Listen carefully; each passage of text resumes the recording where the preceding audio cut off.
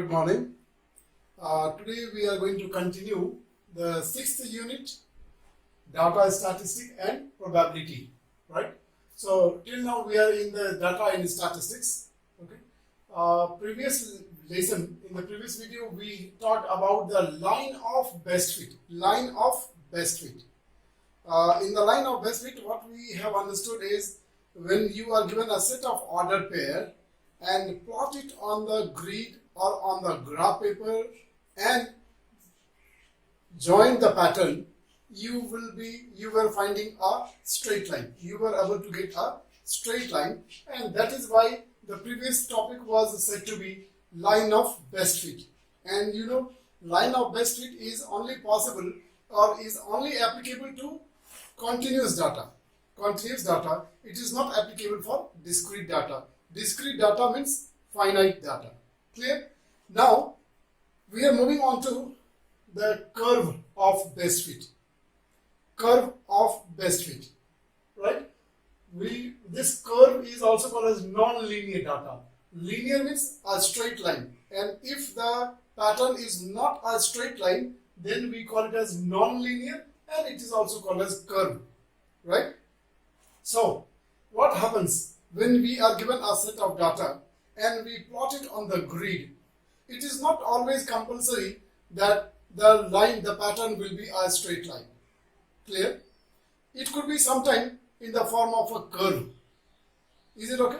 So that is why it is said that the relation between the two variables means the x and y. When you plot the ordered pair, in every pair you get the value of x and y, where x used to be normally independent variable and y used to be dependent variable. So the relation between the two variables are always not linear, Clear? Sometimes curves may also fit the pattern in a scatter plot. Scatter plot means when a set of point is plotted on the grid, we call it as scatter plot. Clear? So this is what we are trying to understand, that the relation between the two variables are always not linear. Not linear means not always necessary that the line will be a straight line. Sometimes it could also be a curve. Therefore it is said sometimes curve may also fit the pattern in a scatter plot. Clear? And here the curve of best fit will be again applicable only for those set of data which are found to be continuous. Okay. Now, when we plot the set of ordered pair, what are the possibilities or what kind of curve can we have? So the first possibility is we can get the quadratic. We can get the quadratic curve. And you know what is the nature of the graph of a quadratic equation? Because we have studied this quadratic equation in detail. So by now you should know what is the nature of the graph of a quadratic equation. So when the points are plotted and then you join it with a free hand and you get the quadratic curve, it is said to be a parabola, right? So the nature of the graph of this quadratic equation is parabola, is a kind of curve. That curve is named as parabola, right? And then you know that the parabola used to be in the form of U-shape. Parabola used to be U-shape. This is the nature of the graph of a quadratic equation. This graph, it could be facing upward or maybe it could be facing downward, right? So we have these two possibilities. In both the cases, we call this as quadratic graph, right? And its specific name is parabola. Am I understood? Next one is the exponential curve. Exponential curve is somehow you have on the grid when you plot, the exponential curve will be somehow like this. It increases at quite fast rate, at quite high rate. This is the nature of the graph of the exponential curve, right? Then the third kind of curve that you can possibly get is repeating or periodic curve. We call this as periodic curve or we can call this as repeating curve. In this case, it comes in the form of a wave, right? If you find this kind of curve, then its name will be periodic curve, or we can call this as repeating curve, because it is a kind of cyclic curve. Am I very clear? And the fourth kind of graph that you can get by joining all the set of ordered pair is cubic, right? This cubic curve is very close to exponential curve, but the difference between the cubic curve and the exponential curve is this increases drastically, very rapidly. The increase in the cubic curve is very, very rapid, right? So it will increase like this. It will increase this way. Now you can see there is some difference between the exponential curve and then cubic curve. If it increases very fast, means this will be little longer in the exponential curve, whereas in the cubic curve, this portion will be little shorter, and then quickly it will start increasing and it will grow high and high. So if we have this kind of curve, we will call it as cubic curve. This exercise is a very, very simple exercise actually. It's too easy exercise. Here what we have to understand is that when you join the set of ordered pair, you might get it in the also form of a curve. That is number one. So when you get the curve, then what is the nature of the curve, or what kind of curve you get? So you just have to remember the name of the shapes, and then you can write down the name of the curve. Is this very clear? The quadratic curve, as I told you, is a parabolic curve. The nature of the graph of a quadratic curve will be like a parabola, will be in the form of U shape. It could be facing upward or it could be facing downward. The second one is exponential curve. It is somehow like this, and it increases at quite fast rate, right? Third one is periodic curve or repeating curve. So it will be in the form of a wave. It is a cyclic curve. Clear? So this kind of graph, if you get, you will be able to name this as repeating curve or periodic curve.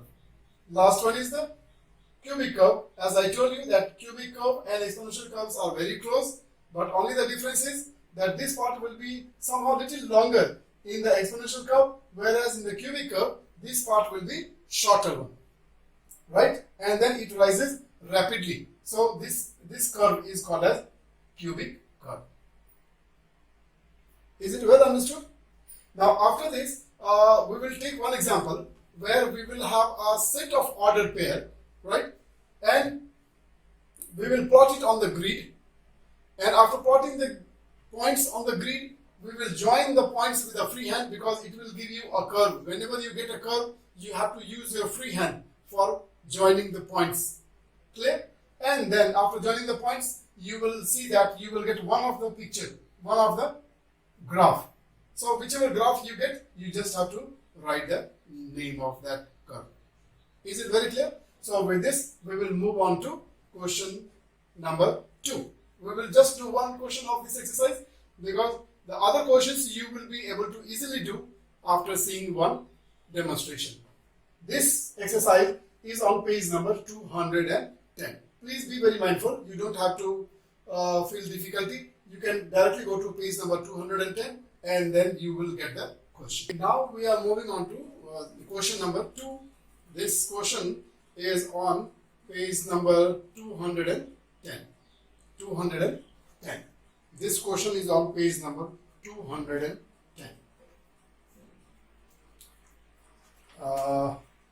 On page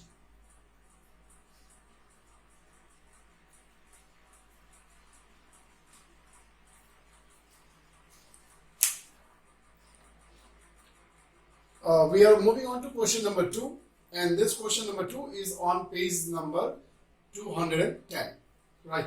Now you can see the question. Right. First of all, I will read out the question, and then after that we will start the processing. The question is, AIDS or acquired immune deficiency syndrome is a disease that affects millions of people worldwide. This table shows the global estimates of the cumulative AIDS cases from 1982 to 1996. So, in this question, we have about the cases of AIDS disease from the year 1982 till 1996, right? The increase in the number of cases from 1982 till 1986. So for this given set of data, and then you can easily understand that this is a continuous set of data, is because once the disease comes, it never goes, right? So the number of cases will keep on increasing or decreasing. So this set of data can be taken as continuous set data, and therefore if we are getting the curve, then the curve of best fit will be applicable for this given set of data. So one thing is very clear. Is it okay? We are asked to create scatter plot in part A, first of all. So we are going to start plotting it, right? The first data is in 1982, the case is 0. The case is 0, right? So maybe we will take the case 0 in 1982 is somewhere here. Okay, this is the first point. I hope you are able to see because I changed the color, black color. Okay, so then in 1983, 0.1. 1983, 0.1, very close. Because the 1 unit is taken as 2, so 0.1 will be very, very close to this x-axis. Then in 1984, it is 0.2. 0.2. Then 1985, 0.4. 0.4. 0.4. Then 1985, 0.4, and then 1986, 0.7. 0.7. Then, sorry, in 1980, in 1982, it is 0. 1982, it is 0. So first point was correct. 1983 is 0.1. 1983, it is almost half. 0.1. Then 1984, 0.2. 1984, 0.2. Very close again. 1984 will be somewhere here. Then 1986 is 0.7. 1986. Then 1987, 1.1. 1.1. Then 1988, 1.6. 1.6. Then 1989, 2.3. 2.3. Then 1990, 3.2. 1990, 3.2. Then 1991, 4.2. 4.2. Then 1993, 4.2. 1991, 4.2. 1992, 5.5. 1992, 5.5. 5.5. Then 1993, 6.9. 1993, 6.9. Then 1994, 8.5. 1994, 8.5. 8.5. Then 1995, 10.4. 10.4. 10.4. 1995, 10.4. Then 1996 is 12.2. 12.5. In 1996, 12.5. So we have plotted all the points, right? Now after we have plotted all the points, we will join it with the free hand. We can join it with the free hand. Okay. So this is the type of scatter plot that we have of this. This scatter plot is connected, is joined with the free hand, and then this is the graph that we get it. This is the answer of your first part A. Clear? Now in the second part, what kind of relationship is it? So what kind of graph do you get? What kind of graph? Now this is a little confusing because as I told you that exponential graph and cubic curve both are very close to each other. So some might take it as exponential and some can take it as cubic. Is it okay? So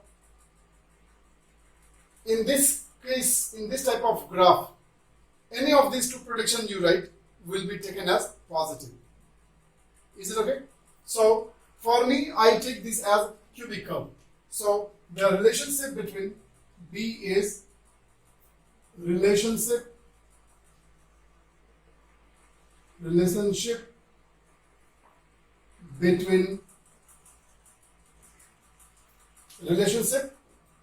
between two variable appears to be cubic, right? So for me, my opinion is it appears to be cubic.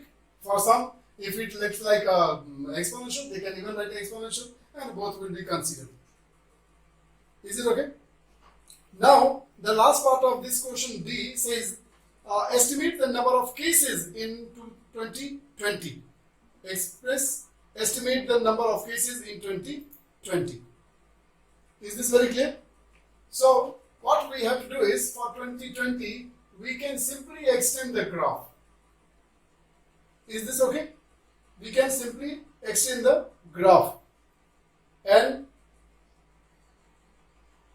after extending the graph we can estimate. So the way it is going, my graph, because I am not using the grid, so my prediction will obviously be wrong, right? So maybe I can continue the graph to be like this somehow. No, actually this my graph is not, because it should go in the same pattern. In the same pattern, it should go like this. It should go like this. So from there you can drop a perpendicular on 2000 and then see what is the possibility. So when you, I'm not writing that figure because mine is not graph paper. So when you draw it on the graph paper, you will be able to get more clear picture, and then your prediction will be more accurate. So you can find out the number of cases in the year 2000. Is this very clear? So this was about the curve of best fit, and as I said, I will be showing you only one question because the question is not difficult. You have set of order pair. This set of order pair has to be plotted on the grid, right? Now from the table you have to identify which variable, which column can be taken as the independent variable and which column can be taken as dependent variable. Independent variable is to be plotted along the horizontal axis and the dependent variable is to be plotted along the vertical axis. After that, it's only the matter of plotting the order pair, and you are very comfortable plotting the order pair. So you take the order pair horizontally and then plot all the points, and after plotting the points you have to join them with a free hand and then see what is the nature of the graph, and accordingly you can name it. Is this very clear? So with this we are ending the session. Thank you so much. Stay home, take care, stay safe. Thank you.